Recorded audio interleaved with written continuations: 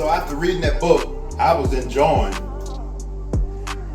what, the knowledge and the fact that it was real, it panned out, just like he said, and maybe get a breakthrough and take it more serious that many of the kids are easily being put on these different drugs. 1987, ADD became ADHD. Oh, okay. And the reason it became ADHD is because there's no drug that can make your son pay attention. All this is about money. What about Ritalin? I mean, that's what the drug was used for. Ritalin, Strattera, Concerta, Metadate, Cycler, no drug can make a child pay attention. So that helped me. But I guess somewhere down the line, I said, man, after reading the book, I kept saying, let me go type him up on, see if he's on YouTube. And of course, there's a whole wealth of stuff on there. And so I kept starting hearing a repeating phrase a lot, and that was just either snow bunny or coon, which I know what both of them words mean.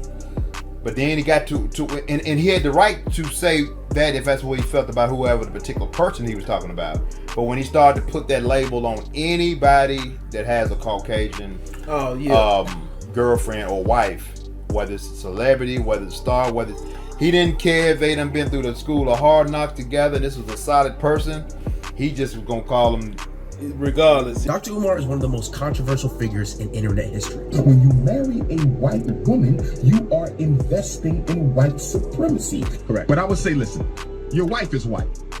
So we're gonna stop the black talk right there. Love you, but you are no use to me with that white woman on your arm. And then he started to label the person. Like, the only reason he wants to have because he thinks he's gonna win the favor of a. And I was just like, that ain't me. Yeah.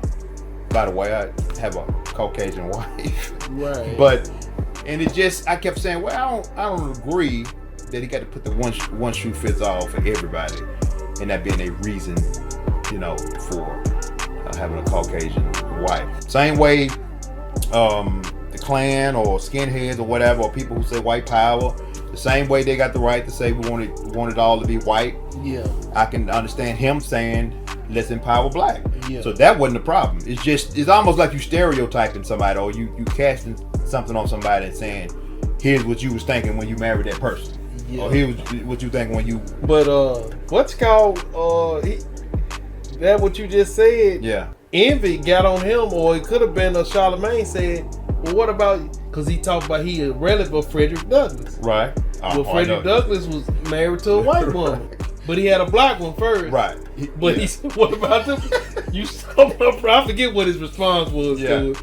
But I know he showed a little favor. He still spoke highly of whatever Frederick Douglass did do. Right. When he stood up, instead of looking at the part where he said, well, that was his later years. That's what he said. Yeah, I remember that interview. I remember that interview. It don't make no difference. Then I think he still might have said, I ain't trying to whatever, or make no excuses or this or that, but that was his latest years. He was about dead. He was about to whatever. For example, we had a lot of great scholars. Take my ancestor, Frederick Douglass, who knew their history and still marry white women.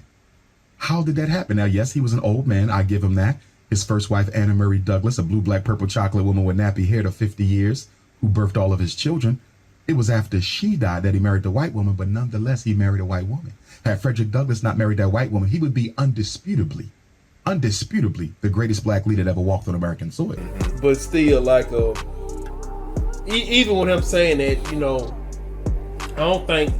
I done just found with anybody, nobody's gonna be 100% that you gonna agree with what they saying. They might say 80% that you like, and then they had just said 5 or 15 or 20% that just completely against whatever you believe and you don't agree with. To be just that. Keep talking. Some of the stuff that he said, I done had a couple of white girlfriends, so I didn't agree with it. Like some of the stuff points he was making about if you mess with a white woman, you this and you that. No, brother, it don't. But I still understand what you saying too, though. Cause like it can. But